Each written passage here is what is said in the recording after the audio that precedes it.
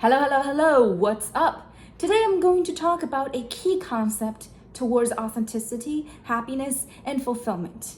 Okay, but before I dive in, I want to ask you to think about if you've ever met someone who's so radiant and so true to themselves that you feel you're so drawn to them. I've met those people, and I was reportedly one of those people by many of my friends. But here's the thing, once you realize this, you can also achieve this level of authenticity, which leads to happiness, long-lasting happiness, okay, and fulfillment. And that is meeting your own needs. Are you disappointed that this is such a simple answer? Here's the thing, meeting your own needs sounds like very simple, but it can be tricky because a lot of times people don't know what needs are not met, especially emotional needs. I mean, of course, you need food and water and shelter and, money, whatever, right? Basic security needs. Emotional needs are often missing because that's how we were raised. Many of us were raised, if you're like me, raised by critical parents. We lacked validation, or we lacked the positive regard, which is the same thing, right? Which in turn made us lack secure attachment, which is a basic human need, emotional need, as a child.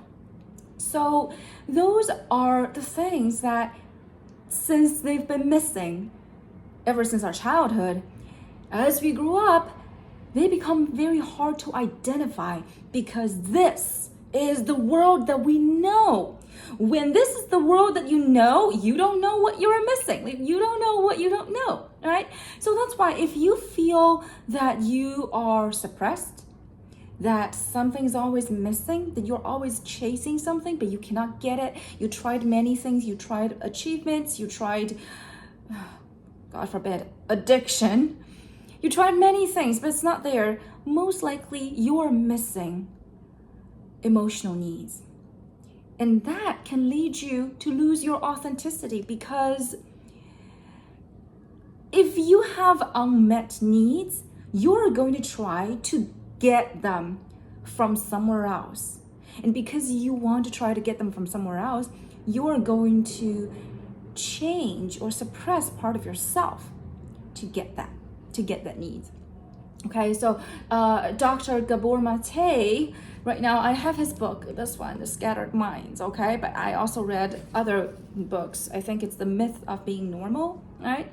So he says there are two conflicting needs as children, that we have a need to stay securely attached. So the need of attachment versus the need to be authentic, meaning that we want to be accepted for 100% for who we actually are.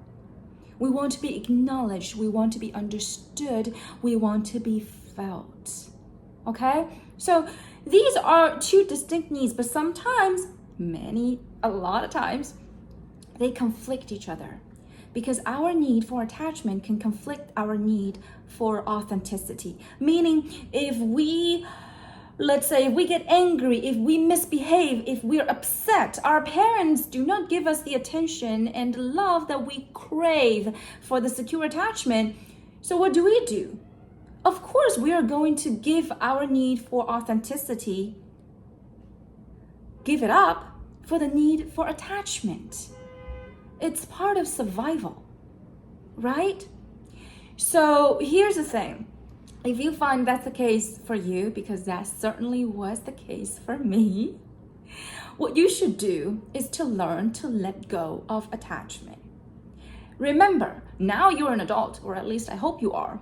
You do not need your parents attaching to your parents for survival.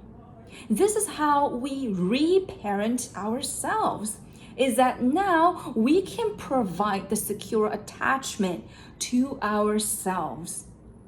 And that's where detachment comes from. Detachment is not about being aloof, okay? That's like being the cool girl. No, it's not about that.